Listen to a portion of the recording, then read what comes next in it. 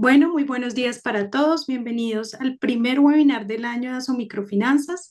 Este webinar se llama Radiografía del comportamiento del microcrédito en Colombia durante el 2024 y perspectivas para este 2025. El día de hoy exploraremos con dos expertos de Asomicrofinanzas cómo las políticas públicas moldearon el 2024 y qué va a pasar este 2025 y cuáles son las cifras clave de análisis del microcrédito que tenemos para este año. Le damos la bienvenida a la doctora María Clara, que nos acompaña el día de hoy en este webinar también, por supuesto, y qué bueno tener la apertura de este año con este espacio de conversación, doctora. Bienvenida. Muchas gracias, María Camila, y muchísimas gracias a todos los que se están conectando. Y queríamos iniciar este 2025 precisamente con este gran webinar, donde nos estarán acompañando Andrés Rojas y Felipe Clavijo, dos personas que están totalmente vinculadas a su microfinanzas en los diferentes aspectos. Y lo importante de este webinar es ver la importancia y reforzar cada día más por qué las microfinanzas, por qué el microcrédito y por qué el apoyo a la población de la economía popular es tan importante para el país y cómo estamos trabajando fuertemente por sacar adelante y apoyando la superación de pobreza en los 1.104 municipios colombianos. Aquí vamos a mirar cuál es el balance que tenemos, que tuvimos durante el 2024, los grandes retos para el 2025 y cómo cada uno de nosotros como colombianos puede aportar desde su punto de vista en esta superación de pobreza y en este crecimiento de Colombia.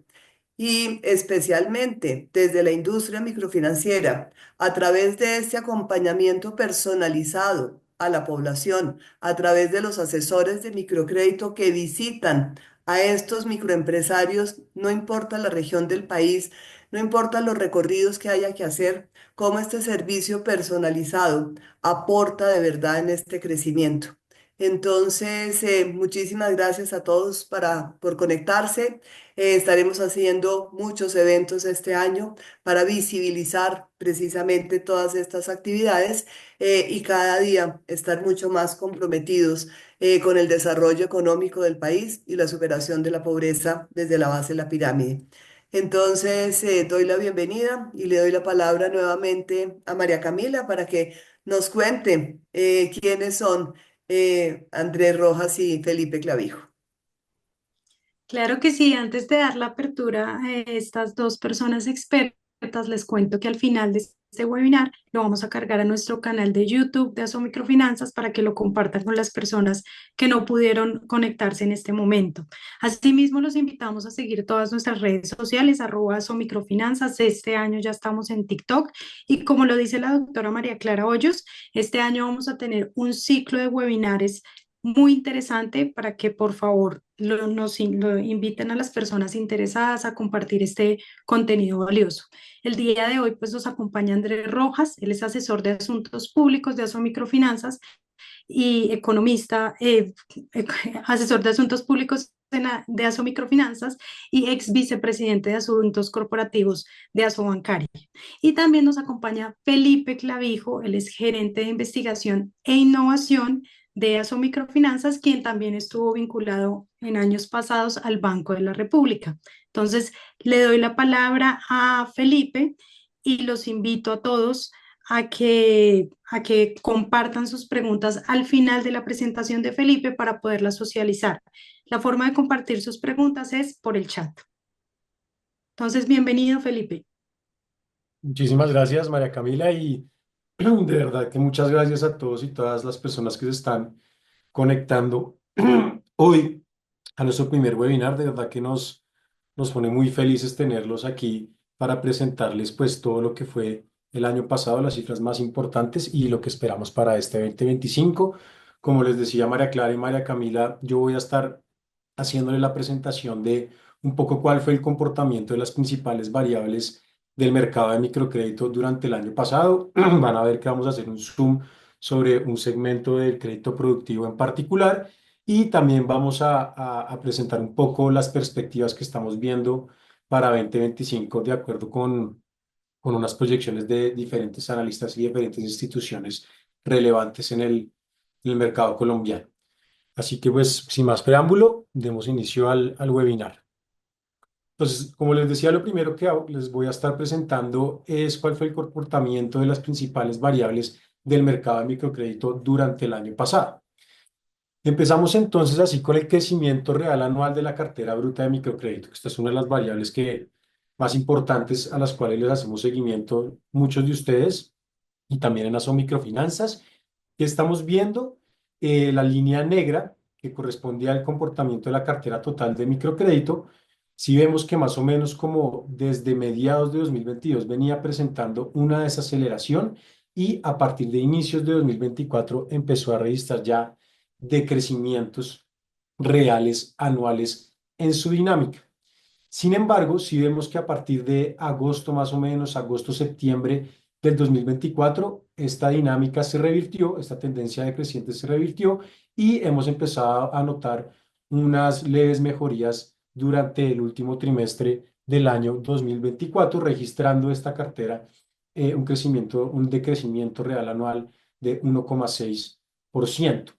Quisimos también mostrarles no solo la dinámica del mercado total, sino van a ver que todas las variables van a estar analizadas también para las entidades vigiladas por la Superintendencia Financiera de Colombia, eh, que otorga microcrédito, tanto para las entidades que no están vigiladas por la Superintendencia Financiera de Colombia, ya sea porque están vigiladas por la Superintendencia de Economía Solidaria o porque tienen otro tipo de vigilancia. Y también en algunas de las variables van a encontrar esta línea roja que corresponde a el comportamiento que presenta la cartera específicamente de microcrédito, que es otorgada con metodología microfinanciera, que pues de pronto para los que no saben, esta metodología microfinanciera es la que utiliza servicios no financieros como la asistencia técnica, la educación financiera, entre otros, en el momento de otorgamiento de microcrédito y de seguimiento del mismo.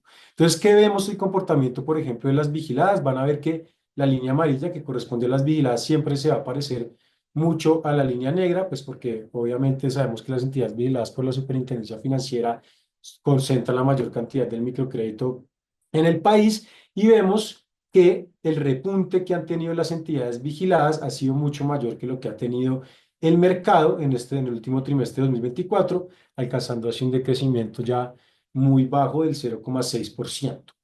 Sin embargo, y en contraposición, vemos que la línea azul, que son las entidades no vigiladas, sí presentan o sí continúan presentando una tendencia decreciente y cerraron el año con un decrecimiento real anual del 11,5%. Finalmente, si analizamos la línea roja, esta línea roja, al igual que veíamos con las entidades vigiladas del mercado de microcrédito total, también ha presentado una mejora, de hecho una mejora más rápida, con una velocidad más rápida que lo presentaban las vigiladas del mercado total en su dinámica de crecimiento real anual, presentando un decrecimiento de menos 3,9%. Cifras relevantes relacionadas con la cartera bruta: el mercado cerró el diciembre de 2024 con 24,04 billones de pesos de saldo de cartera bruta. De estos 20,08 billones, como les decía, corresponden a las vigiladas, un porcentaje muy grande. Las entidades no vigiladas concentran casi 2 billones.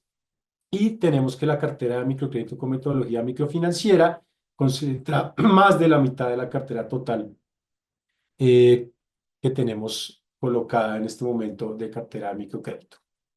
Continuando entonces con otra de las variables importantes, tenemos el crecimiento anual del número de clientes de microcrédito.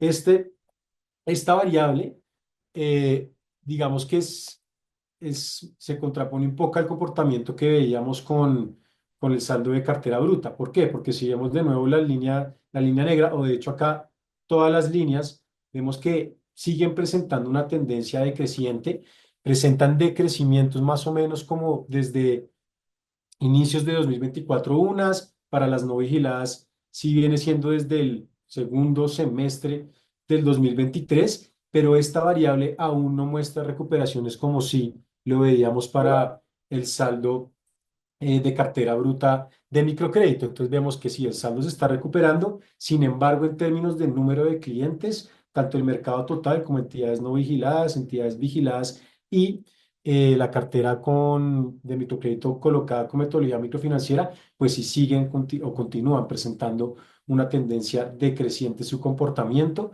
y de hecho pues sí de crecimientos que se vienen acentuando cada vez más. Cifras relevantes en este respecto, tenemos que a diciembre de 2024 la industria atendió a 2,62 millones, es decir, tiene microcréditos colocados a 2,62 millones de personas. Las entidades vigiladas concentran 2,3 millones, mientras que las no vigiladas concentran más o menos 318.500 clientes. Y en este caso, si se fijan los clientes de microcrédito con metodología microfinanciera, sí superan en porcentaje a lo que se tenía colocado en términos de saldo, ya no es el 55%, sino que aquí cuando analizamos en términos de número de clientes, esta cifra o este porcentaje sí sube al 70,6%. Listo, ahora vamos a analizar, ya analizamos las variables stock, ahora vamos a analizar las variables flujo, es decir, los desembolsos, vamos a analizar los desembolsos o presentamos cifras de los desembolsos por monto y por número. Entonces, muy en línea con lo que observábamos para el saldo de cartera bruta, pues vemos un comportamiento similar para el monto desembolsado anualizado. En este caso es muy importante tener en cuenta que acá estamos presentando estos flujos anualizados y el crecimiento real anual de estos flujos anualizados. Entonces vemos que la cartera bruta total, que es la línea negra de nuevo, ha presentado mejorías, estas que se vienen presentando más o menos desde mayo del año pasado, igual que para las entidades vigiladas y como veíamos también para la cartera total, una recuperación más rápida también del monto desembolsado con metodología microfinanciera. Aquí sí vemos que las entidades no vigiladas ya no siguen presentando, digamos que una tendencia decreciente, sino que en cuanto al monto desembolsado anualizado, sí ya se pueden empezar a visorar mejorías en ese comportamiento diferente a lo que estábamos observando con el saldo de cartera bruta. Entonces, por este lado, vemos que parece ya haber una reversión de tendencia desde octubre de 2024, aunque sí, pues tenemos que resaltar que todas las categorías que estamos analizando, pues sí siguen presentando decrecimientos reales anuales. Cifras de nuevo relevantes durante el 2024, pues tenemos que el monto desembolsado durante el año pasado fue casi de 15 billones de pesos. Las entidades vigiladas por la Superintendencia Financiera desembolsaron aproximadamente 13,4 billones, las no vigiladas 1,5 billones y los desembolsos que se realizaron con metodología microfinanciera concentraron más o menos el 72,2%. Siguiendo entonces ya no con el monto desembolsado, sino con el número de desembolsos, fíjense que acá estamos viendo también tal vez una reversión de tendencia ligera en todas las variables, sobre todo, bueno, sobre todo se ve más marcada para la metodología, la cartera que es colocada con metodología microfinanciera, para las demás que son las entidades no vigiladas, las vigiladas y el mercado total pues si vemos que ya no se presenta una tendencia decreciente, más o menos se presentó una estabilidad durante el segundo semestre de 2024 y entre noviembre y diciembre sí podemos empezar a notar una leve mejoría para las entidades vigiladas y el mercado total. Sin embargo, para las no vigiladas, en términos del número de desembolsos anualizado, pues sí vemos que desde más o menos mediados de junio de 2024 este comportamiento sí se ha mantenido relativamente estable. Positivo, pues que ya no presentan, como les decía, una tendencia decreciente. En algunas ya se presenta una leve mejoría, pero sí, obviamente si lo comparamos, me permiten devolverme con la gráfica que era el monto, pues la recuperación, digamos que sí es mucho más lenta en términos de número. ¿Qué tenemos de nuevo como cifras relevantes para durante el año pasado? El número de desembolsos de microcrédito fue de casi 1.700.000 o un poco más de 1.700.000 desembolsos. Las entidades vigiladas cerca de millón o un poco más de 1.500.000 desembolsos. Las no vigiladas 206.000 y los desembolsos con metodología microfinanciera concentraron el 85% de los desembolsos totales en términos de número que se hicieron el año pasado.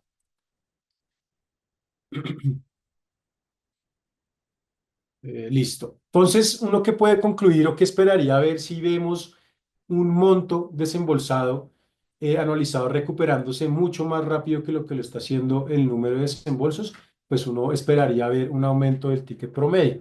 Y esto es lo que estamos viendo cuando analizamos esta variable. Entonces, vemos que sí, más o menos desde segundo semestre de 2023 se viene presentando un aumento de este ticket promedio y a partir del segundo semestre del año pasado vemos que este incremento empezó a acentuarse un poco más. Es decir, esta pendiente que vemos acá en este periodo de tiempo es un poco más inclinada que la tendencia que veníamos observando desde más atrás. Esto para el total del mercado de microcrédito y también para las entidades vigiladas por la superintendencia. Y también vemos este mismo comportamiento durante el mismo periodo para las entidades no vigiladas. Vemos entonces que con corte a diciembre de 2024, el monto promedio por desembolso anualizado se ubicó para el mercado total en un poco más de 8.500.000. Para las entidades vigiladas es un poco más grande. Vemos que es un comportamiento que se ha mantenido al menos durante el periodo que estamos analizando, que es diciembre de 2019. Eh, es superior al mercado total, un poco más de 8.700.000, mientras que para las entidades no vigiladas, que también se ha mantenido en todo el periodo por debajo de las entidades vigiladas y el mercado, tenemos que es un poco más de 7 millones de pesos que tenemos en monto promedio por debajo. Entonces, si vemos que se ha acentuado este aumento en el ticket promedio desembolsado para la industria, pues para el grupo de entidades que estamos analizando. Listo. Ahora pasamos un poco al riesgo de crédito, ¿cierto? La calidad de cartera de microcrédito, cómo se comportó durante el año pasado. Entonces acá les traemos de nuevo los colores de las líneas corresponden al mismo grupo de entidades que estábamos analizando anteriormente y acá estamos metiendo una nueva línea que es la línea naranja que va al eje derecho, que es el índice de castigos, que este índice de castigos lo calculamos como el porcentaje digamos, de castigos en los últimos 12 meses sobre el total del saldo de cartera bruta. Entonces, primero analicemos el crecimiento de cartera vencida para cada uno de los grupos que estamos analizando. Entonces, vemos que para la cartera total, esta llegó a su máximo de crecimiento real anual más o menos como en marzo del año pasado y desde ahí ha venido presentando una desaceleración ubicándose casi ya en un 0% de crecimiento real anual. Es decir, que estamos viendo un saneamiento de cartera durante todo el 2024, comportamiento que es muy similar para las entidades vigiladas por la superintendencia. Y vemos también en el caso de la línea azul, también una mejoría. Digamos, relevante destacar que la línea azul nunca llegó, digamos, a presentar dinámicas o crecimientos reales anuales tan altos como los del mercado o como los de las entidades vigiladas. De hecho, siguió registrando incrementos hasta más o menos octubre del 2024, no tan altos como les decía, como los otros grupos de entidades, y a partir de noviembre y diciembre sí vemos que hubo una mejoría considerable y de hecho, al igual que la cartera colocada con metodología microfinanciera, pues ya presenta decrecimientos reales anuales. Si analizamos entonces la línea naranja, y como les comentaba, es el índice de castigos, pues sí vemos que este comportamiento de la cartera vencida estuvo muy influenciada por el comportamiento de la cartera castigada. Vemos que de hecho la cartera castigada aún, al menos el índice de castigos, aún continúa presentando una tendencia creciente, es decir, que las entidades parecen seguir con este proceso de saneamiento de cartera. Entonces, dados estos altos incrementos que vemos en los castigos, pues es necesario también analizar estas variables de riesgo de crédito pues ajustadas por castigos. Esto es lo que les voy a mostrar ahora. Primero analicemos el indicador de cartera vencida tradicional. Ese indicador de cartera vencida tradicional, para los que no lo conocen, es la razón o el cociente entre la cartera en mora mayor a 30 días sobre el saldo de cartera bruta.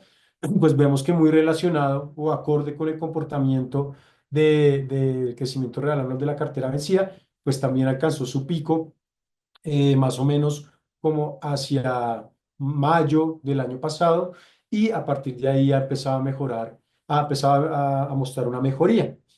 Niveles acá, tenemos que las entidades vigiladas presentan un nivel de 8,6% de este indicador, el mercado total 8,5%, las entidades no vigiladas 7,6% y la cartera colocada como metodología microfinanciera, que esto es de destacar, presenta el menor de los indicadores, es decir, que vemos que esta metodología pues sí tiene, digamos que una, un resultado en términos de calidad de cartera, al menos desde mayo del año pasado, porque sí viene presentando niveles menores a los del mercado total y las entidades no vigiladas o vigiladas.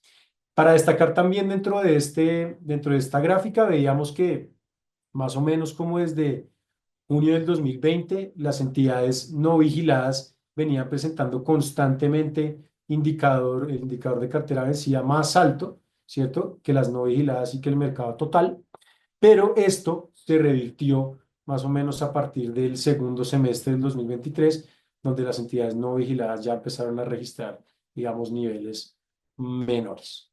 Ahora, analizando, como les decía, este mismo indicador, pero ajustado por castigos, que es, digamos, la forma correcta de hacerlo cuando uno tiene periodos de un alto crecimiento de castigos, como lo veíamos, pues uno sí ve, obviamente, que siempre este indicador va a tener niveles más altos que el indicador tradicional, pero acá sí vemos, a diferencia que como lo veíamos con la gráfica anterior, y es que las entidades no vigiladas sí tienen un indicador de cartera vencida ajustado por castigos más alto que el mercado y que las entidades vigiladas. Entonces esto lo que nos lleva un poco a concluir es que las entidades no vigiladas pues sí han tenido, digamos, un proceso de saneamiento de su cartera mucho más fuerte, es decir, han presentado eh, un, un comportamiento de sus castigos mucho más creciente que el grupo de no vigiladas y que el mercado total. ¿Qué sí es bueno destacar, tanto en la gráfica anterior como en esta ajustada por castigos? Pues que digamos que ya el pico parecía haberse alcanzado para las entidades no vigiladas a mediados de junio del 2024 y para las entidades no vigiladas del mercado total para julio-agosto del 2024 y de ahí ya empezaba a mostrar una mejoría, que eso es algo bastante importante. Y finalmente, en términos de riesgo de cartera y de variables principales, pues quisimos mostrarles este indicador de cubrimiento, que es la razón entre las provisiones sobre la cartera vencida. Entonces vemos que si tuvo una disminución sostenida más o menos desde mediados de 2023, a partir de ahí tuvo una relativa estabilidad, pero durante el segundo semestre del año 2024 sí vemos que hay una mejoría más marcada para el mercado total y las vigiladas por la superintendencia, y también una mejoría más leve para las no vigiladas, ubicándose pues en niveles más altos para las no vigiladas, 85,9% de cubrimiento, el mercado total 81,9% y las vigiladas 81,5%. Entonces, por este lado también tenemos unos indicadores de cubrimiento que vienen en mejoría. Ahora bien, ¿cómo podemos resumir esto que les acabé de presentar? Entonces, primero, tenemos una cartera bruta de microcrédito revirtiendo en septiembre de 2024 la dinámica decreciente que venía presentando desde junio de 2022 y vemos que esta mejoría no se evidencia, como les decía, para las entidades no vigiladas. Pese al mejor desempeño de la cartera bruta, el comportamiento del número de clientes de la industria no muestra esta misma tendencia y el monto desembolsado de microcrédito ha venido recuperándose mucho más rápido que el número de desembolsos, lo cual ha resultado, como les mostraba, en un aumento del ticket promedio desembolsado. También en términos de riesgo de crédito, vemos que la cartera vencida se desaceleró de forma vertiginosa hasta llegar a registrar un crecimiento real anual del 0%.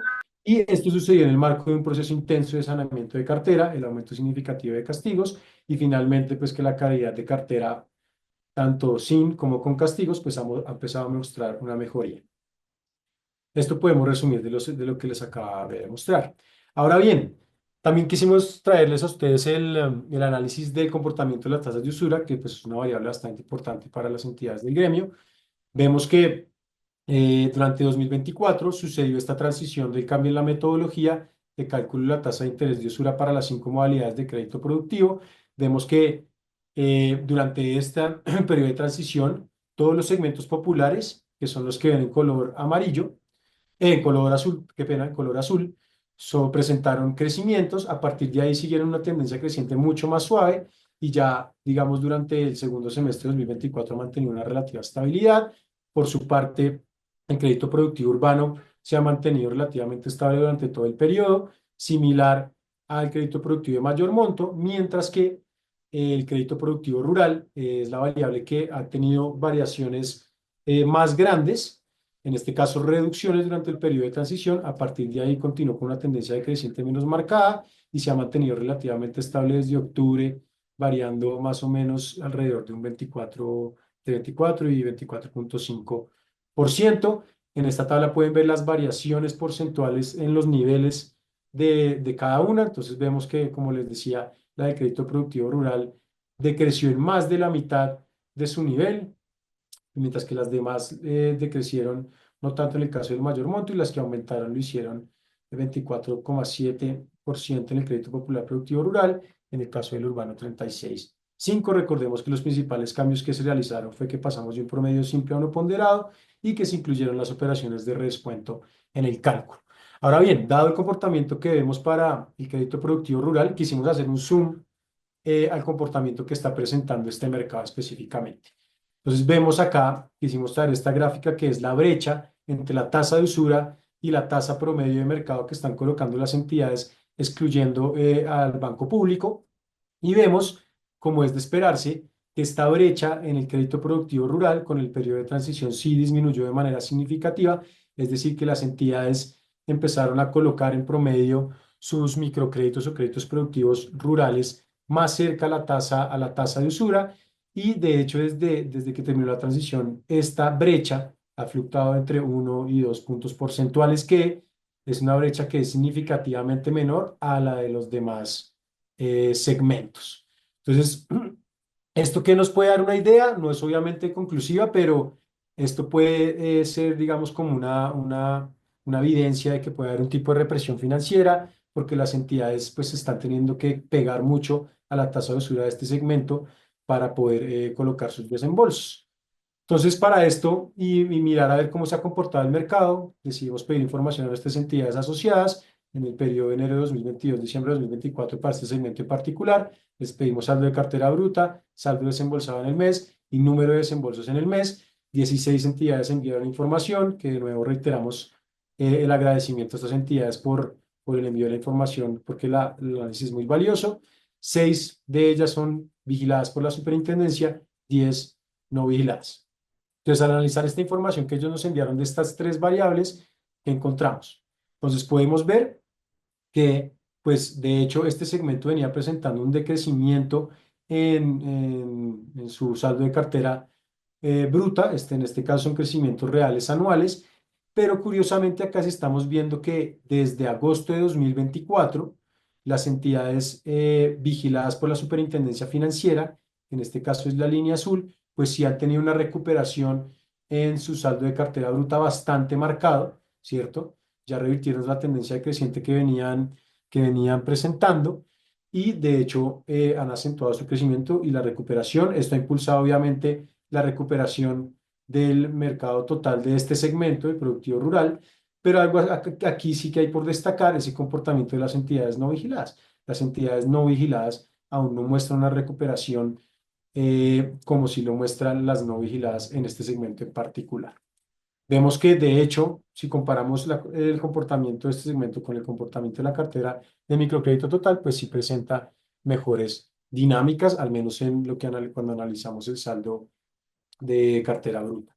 Ahora bien, si analizamos el monto desembolsado, la historia del monto desembolsado es muy similar para las entidades vigiladas por la Super y para el total del segmento, como pueden ver acá la línea sólida azul y la línea sólida amarilla.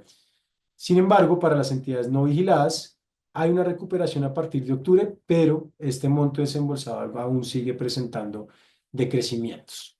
Si analizamos no el monto, sino el número, aquí ya la historia es muy diferente a lo que observábamos con el saldo de cartera y el monto. Entonces, sí vemos que hay una tendencia decreciente en el comportamiento de estas variables, de esta variable de número de desembolsos, tanto para las entidades vigiladas por la super como para las no vigiladas, aunque las no vigiladas en términos de números sí muestran una recuperación desde octubre, pero igual siguen mostrando de crecimientos bastante altos, menos 23,8%, mientras que las vigiladas sí siguen presentando una tendencia decreciente, aunque su crecimiento es positivo. Aquí hay que destacar que la línea de las entidades vigiladas y la del mercado del segmento total están sobre el eje derecho. Entonces vemos que muy parecido a lo que veíamos con el comportamiento de la cartera de microcrédito total, en este segmento vemos aún más marcada una recuperación del monto desembolsado y también un decrecimiento o una tendencia decreciente en el número de desembolsos, pues lo cual ha llevado naturalmente a un aumento del ticket promedio, del monto desembolsado promedio en este segmento, tanto para las entidades no vigiladas, que es esta punteada, tanto para las no vigiladas, que es la línea tanto para las vigiladas, qué pena, como es la línea azul sólida, que obviamente determina el comportamiento del segmento. Entonces, ¿qué estamos viendo? ¿Qué podemos nosotros ver en este segmento? Un aumento del ticket promedio desembolsado, tal vez las entidades dentro de la distribución de este segmento, que recordemos que va desde los 6 hasta los 25 salarios mínimos, tal vez en su distribución se están moviendo hacia montos desembolsados más altos, pues para compensar esta baja tasa que veíamos que tenemos en el segmento. Pues en resumen, para un poco resumir lo que les mostré sobre este segmento, lo que les decía, el crédito productivo rural fue el segmento que presentó mayores reducciones en su tasa de usura durante el ocurrido 2024. Lo otro que veíamos es que la brecha promedio entre la tasa de usura y las tasas de colocación en el segmento se ha reducido de manera significativa y desde abril de 2024 se ha mantenido en niveles entre 1 y 2 puntos porcentuales, que es una posible evidencia, no asegura, pero es una posible evidencia de represión financiera o restricción a la oferta, y pues las cifras del comportamiento de este crédito productivo evidencian una fuerte aceleración del monto promedio desembolsado en este segmento. Y finalmente, mi intervención termina con estas perspectivas para 2025. Hicimos traerles este gráfico de las perspectivas de las principales variables, es decir, crecimiento real del PIB, inflación y desempleo de tres principales instituciones en Colombia, el Banco de la República, Fedesarrollo y el Fondo Monetario Internacional.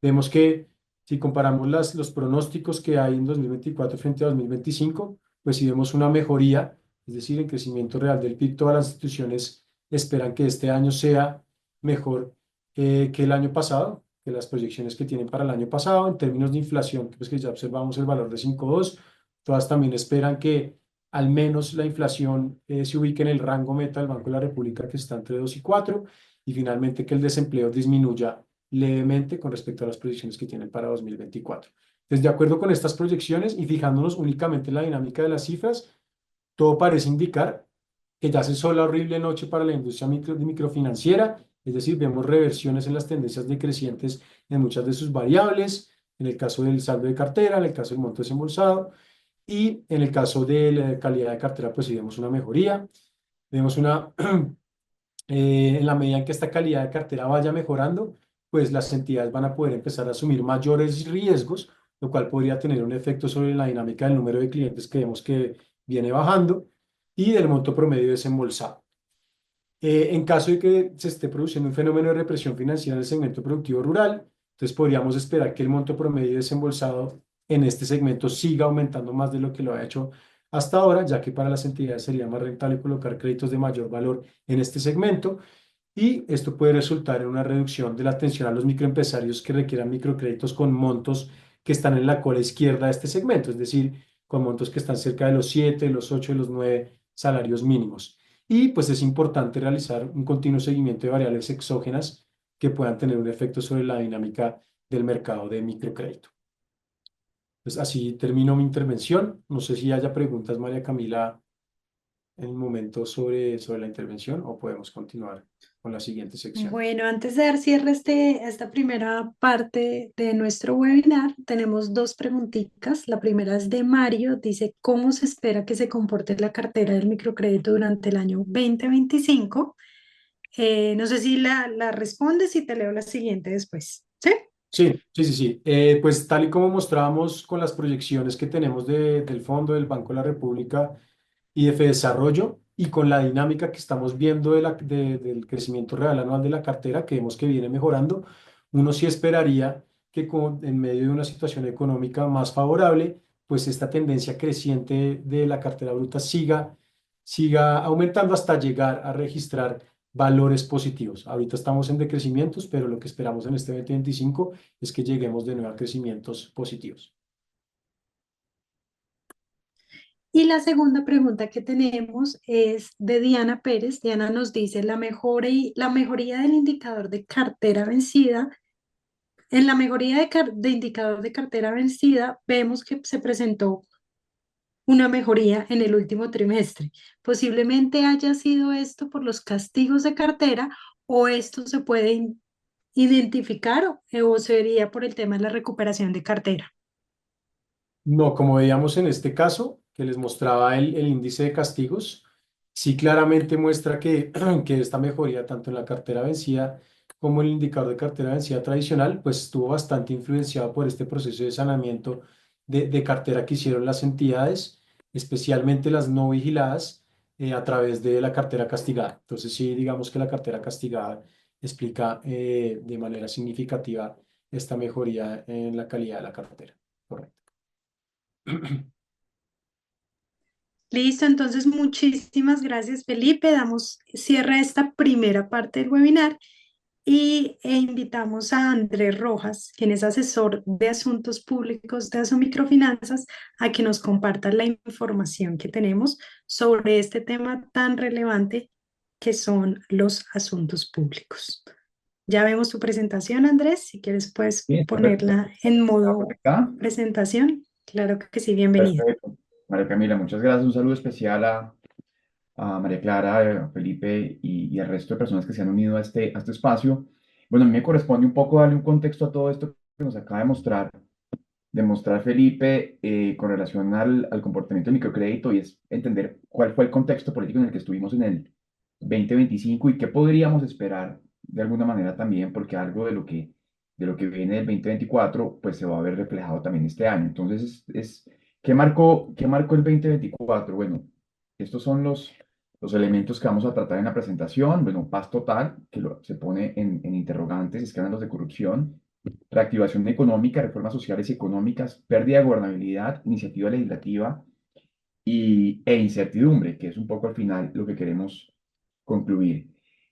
Con relación al primer tema de paz total, aquí hay una gráfica que nos muestra claramente cuál ha sido el nivel de recrudecimiento digamos, de las acciones armadas de los grupos armados en el 2024. Aquí ustedes pueden ver durante todo el año lo que fue los distintos acciones que en materia pues de tomas o violentas hicieron en el país. Obviamente, pues aquí hay una gran incidencia de las disidencias de las FARC que están pues separadas entre el Estado Mayor Central y la Segunda Marquetalia. Ahí vemos cómo principalmente durante los meses de agosto y noviembre se presentó un recrudecimiento mucho más fuerte de la violencia en el país. Entonces aquí un poco también lo que vemos, y esto sí que les afecta a ustedes que tienen presencia en todo el territorio, pues es cómo se ha extendido esa presencia precisamente de las fuerzas armadas ilegales en todo el país, en todo el territorio nacional. Y aquí vemos cómo, a pesar de que hay en este momento ya 8, había 9 hasta el 2024 procesos de diálogo abiertos con grupos criminales, pues lo que vemos es que se ha consolidado una presencia importante de estos grupos en el territorio. Entonces aquí vemos, por ejemplo, donde hay dominio total de estos grupos armados, que pues es buena parte de la zona de la Orinoquía y del Pacífico, un poco más hacia el noroccidente, donde hay disputas territoriales, que también lo vimos recientemente con el Catatumbo, donde hay coexistencia de grupos del Estado Mayor Conjunto y del Central y del ELN, donde hay unas disputas territoriales tremendas. Entonces aquí lo que vemos es, como pueden ver con los números, pues hay una mayor consolidación de estos grupos armados en todo el territorio, lo que también ha generado unos desplazamientos forzados importantes, que aquí también un poco el llamado es saber cómo todos estos desplazamientos solamente en el Catatumbo estamos hablando de más de 30.000 personas, eh, está afectando, podría afectar eventualmente a nuestros clientes. Ustedes tienen presencia en todos estos territorios y seguramente muchas de esas personas son clientes que han accedido a microcrédito y eventualmente toda esa situación de recrudecimiento y violencia pues terminará afectando de alguna manera también lo que tiene que ver con la generación de ingresos de estas personas. El otro tema que también marcó la agenda en el 2024 pues fueron los escándalos de corrupción. Esto todavía sigue vigente, yo aquí no voy a ahondar mucho, yo creo que ustedes todos lo hemos visto y lo conocemos, principalmente el más grande pues es el escándalo de la Unidad Nacional de Gestión de Riesgos y Desastres, donde ya hay un número importante de altos funcionarios involucrados y donde se espera que ese desarrollo con relación a condenas y procesos judiciales pues continúe este año, al igual que uno que no es tan mediático, que hasta ahora está saliendo a la luz pública, que tiene que ver con la compra y la restitución de tierras. Aquí también creo que va a haber pues un elemento importante a considerar en materia de corrupción, donde tanto la Contraloría como la Procuraduría ha informado que pues vienen presentándose algunas irregularidades tanto en la compra de tierras como en la asignación de tierras pues, para los campesinos que han sido beneficiados de ello. El otro asunto que tiene que ver también con la agenda que se marcó en el 2024, pues fue la reactivación económica. Y no, Felipe nos lo mostró al final. Tenemos, pues, digamos, cosas para celebrar. Tuvimos una reducción importante de la tasa de inflación, y cerró en 5,2%. Reducción, obviamente, por cuenta de esa reducción de inflación de las tasas de interés y un crecimiento que esperamos finalice el 2024 alrededor del 2%.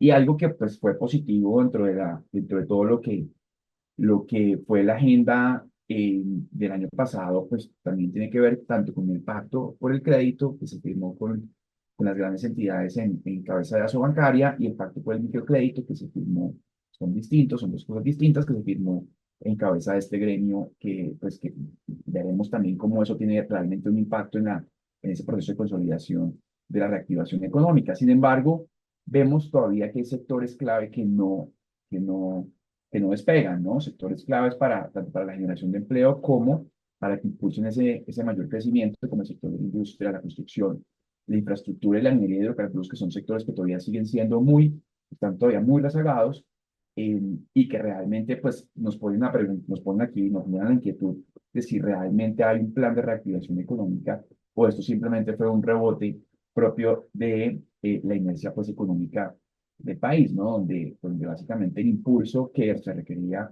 por parte del gobierno, precisamente en estos sectores que son intensivos en mano de obra pues con impulsores del crecimiento económico, pues en realidad sí ha habido medidas que lo puedan impulsar.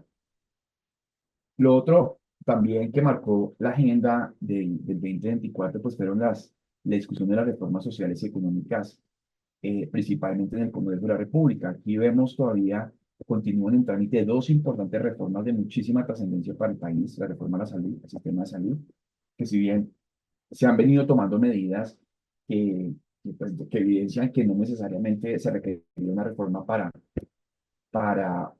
que se ajustaran ciertas cosas, pues uno lo que se ve claramente es que con todos estos problemas que se han generado a raíz de la situación financiera del sistema, pues eso sin duda va a ser un tema que también va a marcar la agenda de este año.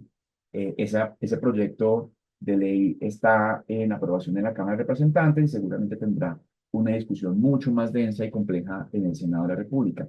La otra reforma importante es la laboral, que pues, tiene un impacto también no solamente para ese sector, sino en general pues para toda la economía, donde pues claramente contrario a lo que uno pensaría en términos de lo que se requiere para reactivar el empleo, pues aquí estamos poniéndole un poco más de cargas a la generación de empleo, ¿no? Entonces, esos dos elementos, esas dos reformas siguen en trámite y son claves y van a marcar nuevamente la agenda este año.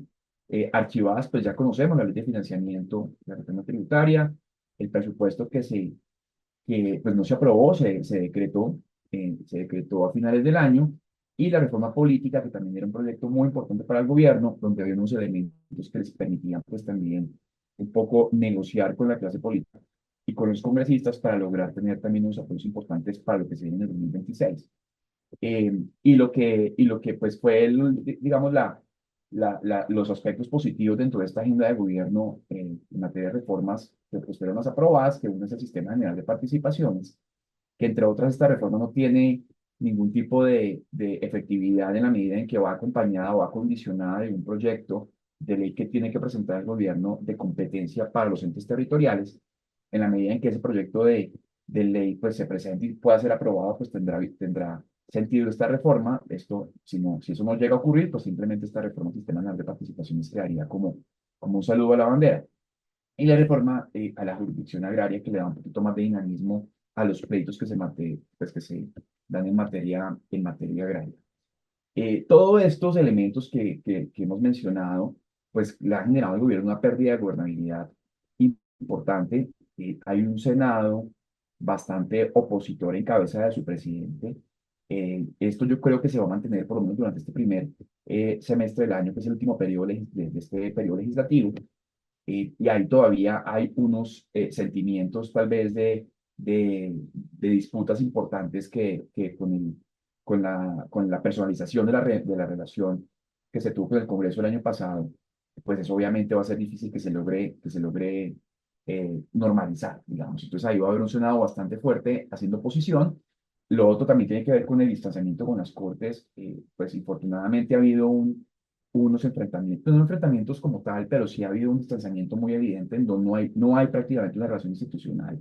Eso se ha perdido un poco y eso claramente se va a ver también mucho más evidente en la medida en que salga, por ejemplo, el fallo sobre la reforma pensional, que seguramente saldrá este año, si se cae o no se cae, y todo ese tipo de decisiones que están en este momento siendo evaluadas por las Cortes, pues eventualmente van a terminar minando mucho más esa relación. La crisis ministerial que la estamos viviendo, hay varios ministros que ya han salido, otros que se espera salgan, están en función, todas estas discusiones están en función de cómo precisamente logra el gobierno tener un poco más de gobernabilidad en el Congreso, y también se evidencia esa pérdida de gobernabilidad en una caída de aprobación del presidente en particular del 34% de aprobación, según la última encuesta de Inbamer que salió en diciembre del 2024, donde pues es el punto más bajo de su popularidad. Yo creo que si hacemos esa encuesta hoy, ¿Acabaste? perdón, yo creo que si hacemos esa encuesta hoy, ese porcentaje probablemente esté mucho más bajo, pues obviamente a raíz de los últimos acontecimientos que hemos vivido. Y esto todo ha generado que se presente un anticipo y una ansiedad por el proceso electoral de 2026, que ya se empieza a sentir de manera importante, faltando todavía un año largo para las elecciones, pues ya se empieza a anticipar ese debate presidencial, inclusive el mismo presidente lo ha propiciado, porque pues ya hay como una ansiedad frente a lo que se espera sea esa transición pues, del cambio de gobierno.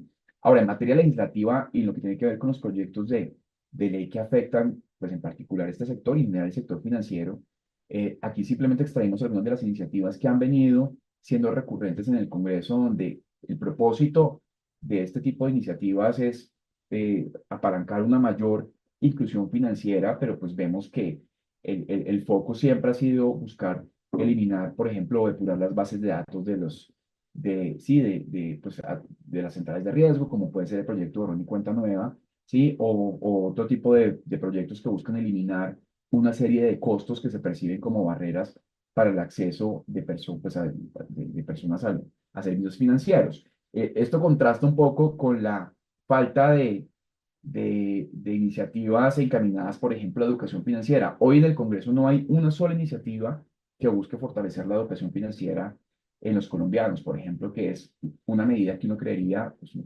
pensaría que es mucho más efectiva en términos de lo que puede ser una inclusión financiera. Entonces, estos proyectos han estado muy quietos, no ha habido mucho movimiento, la agenda la ha ocupado mucho más las discusiones alrededor de los proyectos del gobierno, y seguramente muchos de estos proyectos se van a quedar ahí, pero es un poco el sentimiento que permanentemente en el Congreso hay con relación a cómo debe ser o hacia dónde debe ir orientado ese proceso de inclusión financiera, y pues obviamente nos llama la atención con relación a lo que nosotros debemos visibilizar mucho más como sector.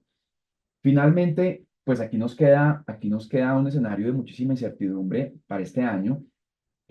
Hablábamos, ahorita preguntaban sobre las perspectivas de crecimiento del microcrédito de este año. Bueno, pues esperemos que efectivamente este nivel de incertidumbre que uno hubiese pensado que a principios del año iba a ser un poco más responsable el gobierno en poder mandar señales de certidumbre, pues no ha sido así. La declaratoria de estado de conmoción pues genera una inquietud alrededor de si va o no el gobierno a presentar una ley de financiamiento, aprovechando ese estado de conmoción interior. Y por otro lado, también nos genera una inquietud con relación al cumplimiento de la regla fiscal, ¿sí? Y eso también nos genera una inquietud con relación a si mantendremos o no el grado de inversión, ¿sí? Y bueno, son preguntas que surgen, eh, que además también planteando un poco la pregunta con relación a qué tanto, por ejemplo, el salario mínimo, el crecimiento del salario mínimo que se decretó el año pasado, va a terminar afectando todos estos expectativas de reducción de inflación y por ende cómo esto va a terminar afectando las tasas de interés. Entonces, sí hay todavía una serie de preguntas e inquietudes que hacen que el escenario sea de muchísima incertidumbre y que eventualmente las proyecciones que estamos haciendo hoy pues no vayan a ser los resultados que se vayan a dar a principios a finales de este año. Esperemos que todo esto sirva un poco para que el gobierno pues empiece a tomar unas medidas mucho más responsables en materia de poder dar certidumbre frente a lo que va a pasar este año en materia económica principalmente. Yo corto ahí y dejo espacio para preguntas si las tienen.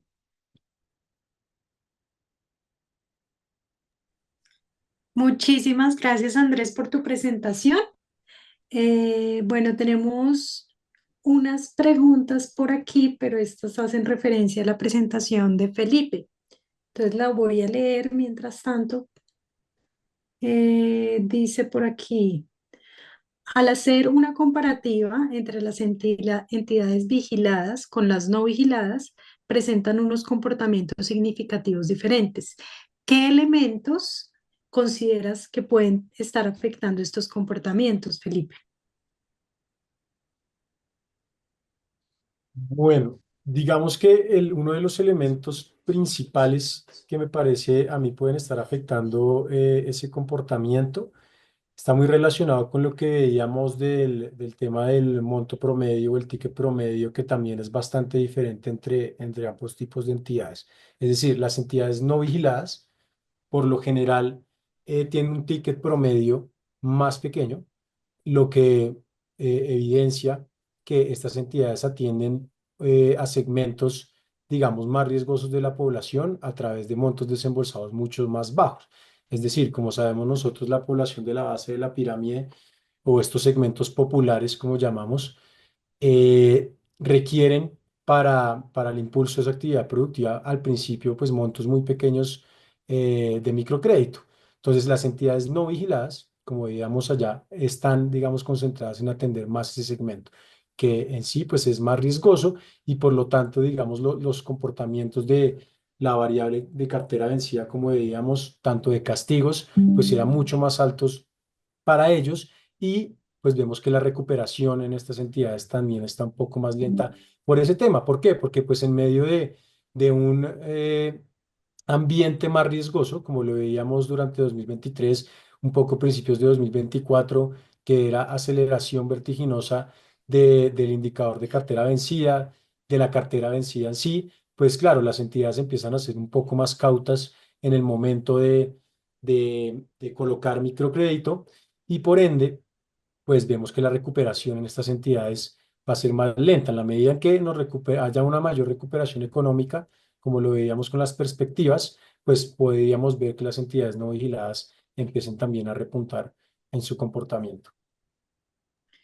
Tenemos otra pregunta para Felipe. Nos dice aquí, ¿cuál es la razón para que el decrecimiento de la cartera bruta de las entidades no vigiladas sea mayor? ¿Hay entidades que no están desembolsando en el 2024? Está muy relacionada con la respuesta que acabé de dar.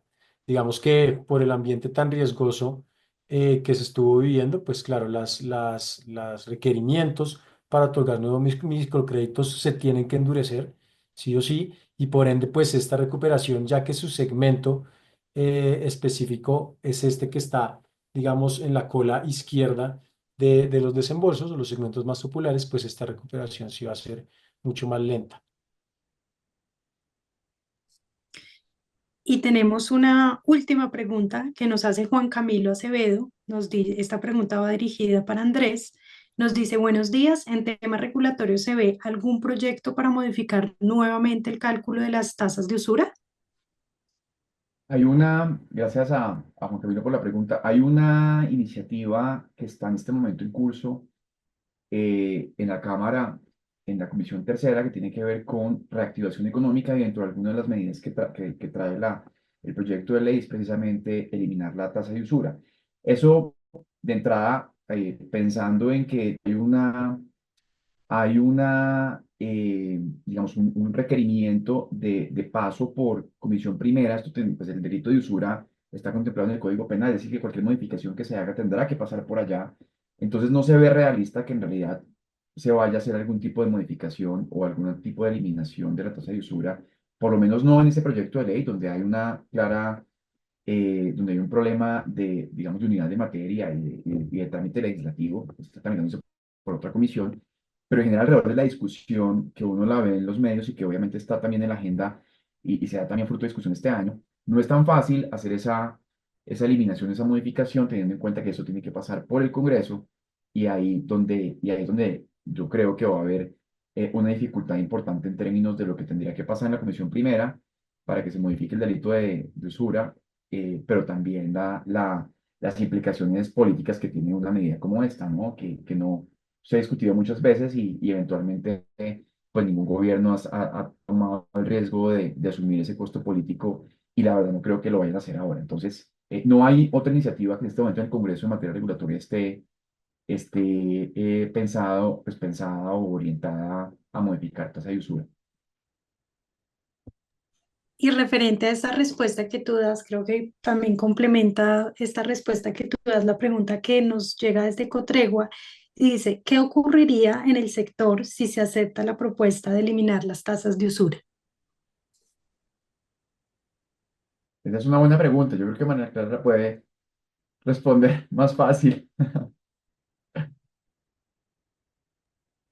Doctora María Clara, por aquí nos Eh, preguntan desde Cotregua, ¿qué ocurriría en el sector si se acepta la propuesta de eliminar las tasas de usura?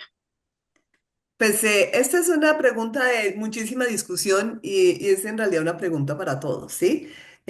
Porque pues hay diferentes estudios y diferentes puntos de vista sobre los cuales se puede analizar precisamente este tema. Y yo creería que amerita una reunión de discusión en ese sentido. Es decir, no es una respuesta que pueda uno dar un norte exactamente claro porque hay muchos factores que afectan o que benefician precisamente esto. Y es parte un poco de lo que vamos a mirar ahora, en el sentido que eh, si la tasa de interés no compensa los costos de la inclusión financiera, pues efectivamente hay que abandonar ese segmento donde la tasa de interés no permita hacer la inclusión financiera, porque las entidades no están para dar pérdida, ¿sí? Entonces, forma parte de todo un contexto. Como vamos a ver ahora, hay precisamente un segmento de los créditos, que es el crédito productivo rural precisamente donde la tasa de interés es tan bajita que las entidades microfinancieras que ofrecen estos servicios no financieros de asistencia técnica, etcétera, pues no podrán atenderlos. Eh, ese es un factor que hace que haya, cuando hay techo de la tasa de interés que no contempla una serie de escenarios, pues simplemente hay que abandonarlos. Entonces, ese es un extremo va para el otro extremo, la liberación absoluta de las tasas. Cuando uno se va a la liberación absoluta de las tasas, pues tiene algunos beneficios, pero también tiene algunos problemas. Y es que cuando la tasa es tan alta, pues simplemente se cubren las deficiencias en la originación porque permite una cartera vencida mucho más alta, pero en la medida que la cartera vencida es más alta, más población estamos mandándola al gota a gota. Entonces, esto no es un sistema binario, o es blanco o es negro, ¿sí? Sino que amerita todo un proceso de discusión que es parte de los temas que precisamente hay que trabajar. Porque liberando la tasa de interés, permitiendo precisamente colocaciones menos responsables, por decirlo de esa manera, pues hace que mucha población, y el caso nuestro, que son negocios productivos, pues regrese al gota a gota, simplemente porque no se tienen otra serie de mecanismos de acompañamiento al microempresario, que es lo que sí hace la industria microfinanciera. Muchísimas gracias, doctora María Clara. Antes de dar inicio a la tercera parte de este webinar, que es una corta discusión entre la doctora María Clara, Andrés y Felipe, los invitamos a que nos llenen el formulario que les acabamos de enviar por el chat. Con la información que ustedes nos compartan, sus correos electrónicos, les haremos llegar las presentaciones que fueron socializadas el día de hoy. Asimismo, les recordamos que este webinar va a quedar cargado en el canal de YouTube de Aso Microfinanzas para que por favor también lo compartan con las personas que consideren puede ser de su interés. Entonces damos inicio a esta tercera parte que es muy corta, muy concreta y es un pequeño diálogo entre la doctora María Clara, Andrés y Felipe. Andrés, si quieres iniciar. Perfecto, perfecto, no, perfecto. Muchas gracias, María Clara, por el espacio nuevamente. Dentro de los hitos, yo creo que importantes que también mencionábamos ahora en la presentación, se dio en el año pasado, pues fue el Pacto por el Microcrédito. Yo creo que eso fue también una iniciativa que ayuda un poco a reforzar también la narrativa del gobierno en torno a lo que se requiere para fortalecer la economía popular, esos negocios informales y todo esta, pues digamos que es la base trabajadora de nuestro país. En ese sentido, yo quisiera preguntarle a María Clara, ¿cuál ha sido el impacto desde que en octubre se firmó ese pacto y cuál se visualiza que pueda llegar a ser este año el impacto sobre las cifras que hay? ¿Cuáles son como lo que tú ves que pueda llegar a ser ese impacto que tenga esa iniciativa con el Fondo Nacional de Garantías este año? Quisiera hacer una aclaración en este punto y es, este pacto con el microcrédito lo firmamos con el Fondo Nacional de Garantías.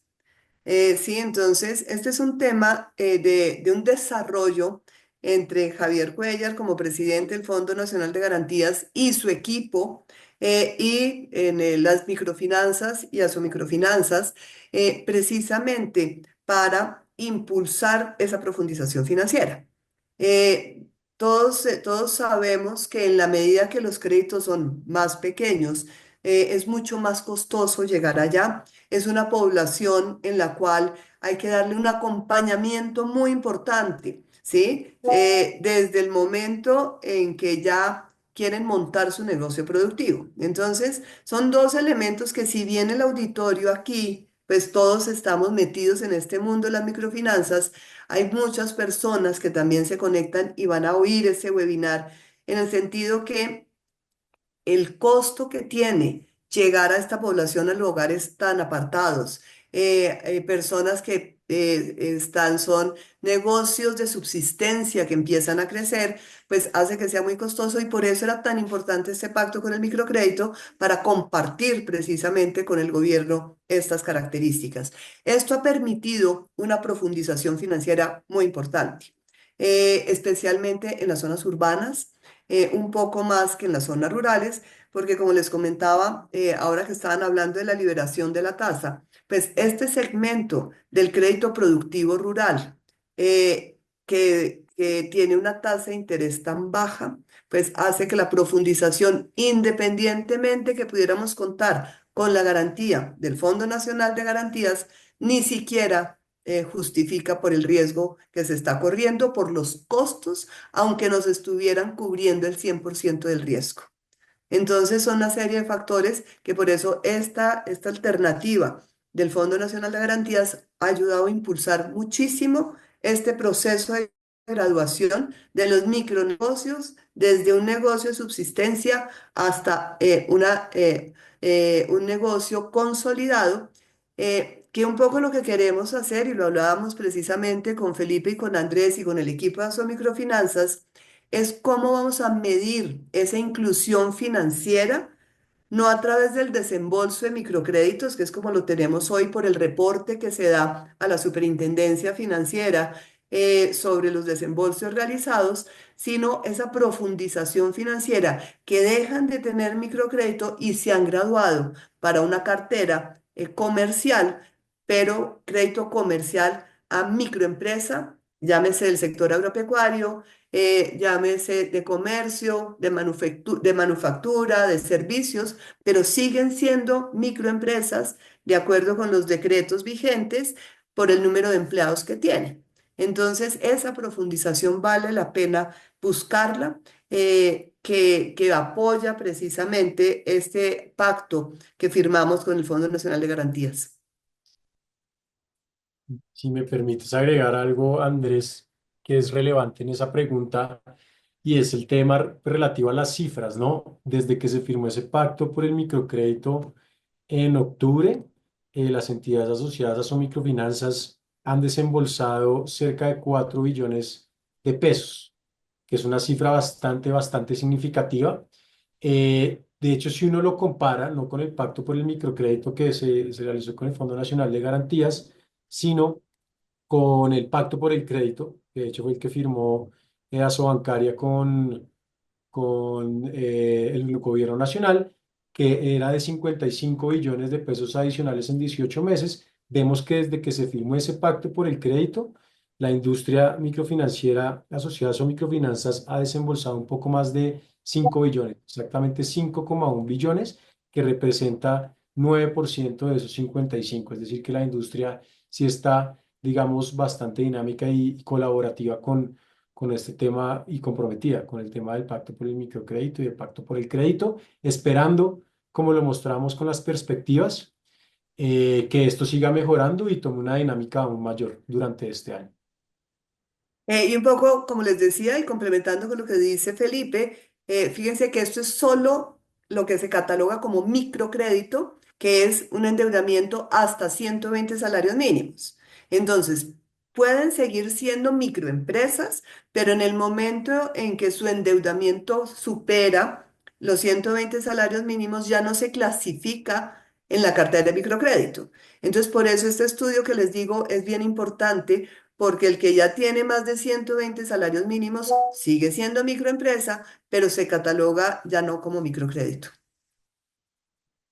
Sí, no, clarísimo. Y una pregunta que surge además como consecuencia de la respuesta, tiene que ver con qué necesitaríamos en el país, ¿sí? O qué debiese pasar para que precisamente, o qué dificultades, mejor, ustedes creen tienen las entidades microfinancieras para lograr que más servicios financieros lleguen a los micronegocios. O sea, ¿cuáles son esas barreras que hoy están limitando que esto pueda crecer mucho más? Esa pregunta me parece importantísima porque es reconocer un poco la situación del país. Y tenemos unos temas como por ejemplo la baja conectividad y la baja conexión de Internet y señales telefónicas.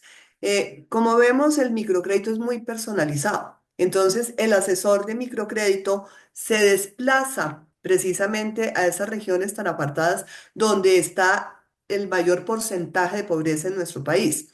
Entonces, los costos del traslado hasta allá y las dificultades de conectividad son muy altas. Entonces, estos son uno de los temas que hay que trabajar y esto es un tema del gobierno nacional para poder mejorar precisamente esos temas de conectividad.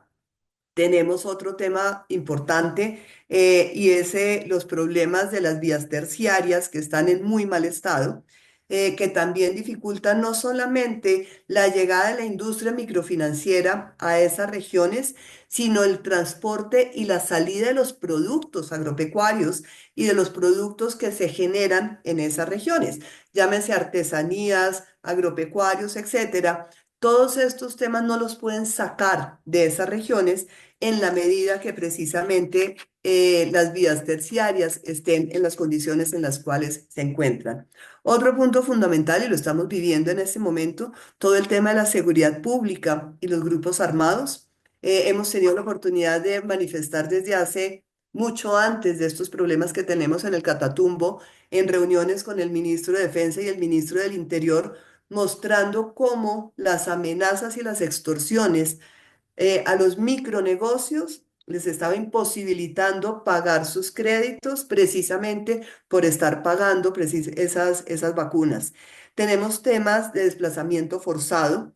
eh, y asimismo la interrupción, por ejemplo, en las cadenas de suministro y la informalidad precisamente en todas estas características. Entonces, en todo este contexto, donde los estudios que hemos realizado desde Asomicrofinanzas, con el apoyo, por ejemplo, del Banco de la República, con el apoyo de Fundación Citi, etcétera, muestran cómo esta población, dándole las herramientas de trabajo, para que mejoren su productividad, mejoren sus negocios, etcétera, pueden crecer y jalonar la economía del país.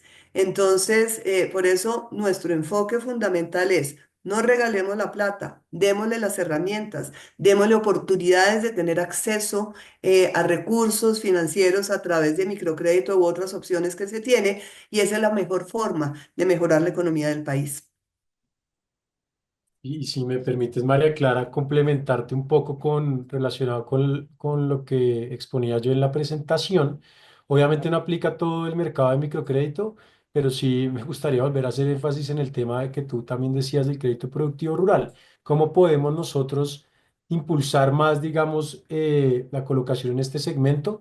De acuerdo pues con la evidencia muy preliminar que nosotros presentábamos de posibles restricciones en la oferta o represión financiera en este segmento, pues sí sería muy bueno, tal y como lo propusieron su evento y presentación de estudio Colombia FinTech y ANIF, pues un poco reevaluar la metodología de cálculo de la tasa de usura, para caso en el cual si se pudiera realizar ese proceso, pues podría, digamos, impulsar, al menos en ese segmento en particular, una mayor colocación. Listo, muchísimas gracias a la doctora María Clara, a Andrés y a Felipe por este espacio de conversación. Finalizamos este espacio agradeciendo a las más de 170 personas que se conectaron en este primer webinar del año, Radiografía del comportamiento del microcrédito en Colombia durante el 2024 y 2025. No olviden seguirnos en nuestras redes sociales.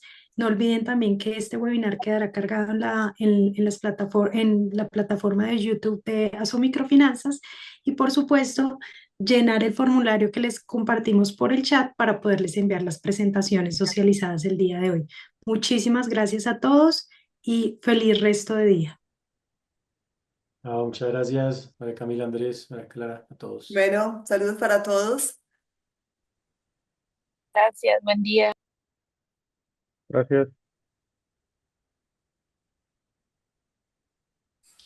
Gracias. Gracias. Un buen día para todos. Gracias, buen día.